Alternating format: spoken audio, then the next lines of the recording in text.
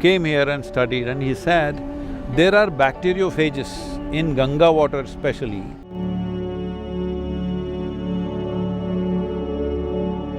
Mark Twain wrote about Yes. this, about what happened here, and we're talking about the 18th century when he Yes. wrote about it. And See, one important thing is there are many aspects to it. People also came here for health. See, it is… there have been scientists in 1896, a British biologist came here and studied, and he said, there are bacteriophages in Ganga water especially, which specifically eat certain kind of bacteria. And they found particularly the cholera bacteria, cholera was rampant everywhere, but on the Ganga banks they found it would not take such a toll as it was taking elsewhere. When they checked it, they found there are specific bacteriophages which eat only cholera bacteria. present. Yes, see, they won't eat anything else. And how this is happening, this is conjecture, nobody really knows this, why they are here. They are there in many rivers, but here there are many more like that. Bacteria are eaten up. So this is why the water remains fresh. Ganga Jal, you take it and keep it in your home, it remains fresh for years. People keep it, when they're young, they take it, and when the moment of death comes, they want Ganga Jal. They kept it there and it stayed fresh. When the British were sailing, when they realized this, always the British ships were loaded with Ganga Jal. Because for the 3-month journey, that was the only thing which would remain fresh. Otherwise, after a month, they'll be drinking dank water.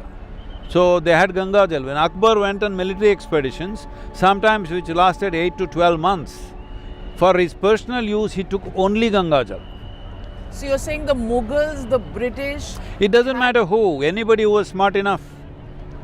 They realized the water has special qualities. Our Sundarlal Bhavaguna screamed on top of his voice that many ailments that I had have gone just because I live on the Ganga bank and every day drink Ganga water.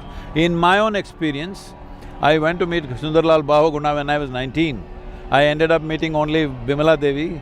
I couldn't catch him, he was gone somewhere.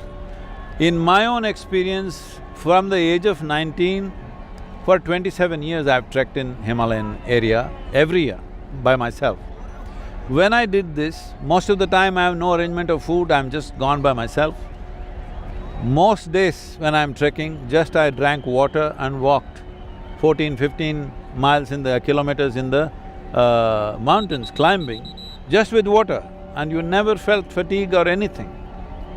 Because it has that kind of thing, the explanations that the people are giving is because some part of the water is coming from deep crevasses in the glacier, it may be bringing out viruses which have been stored in the permafrost there.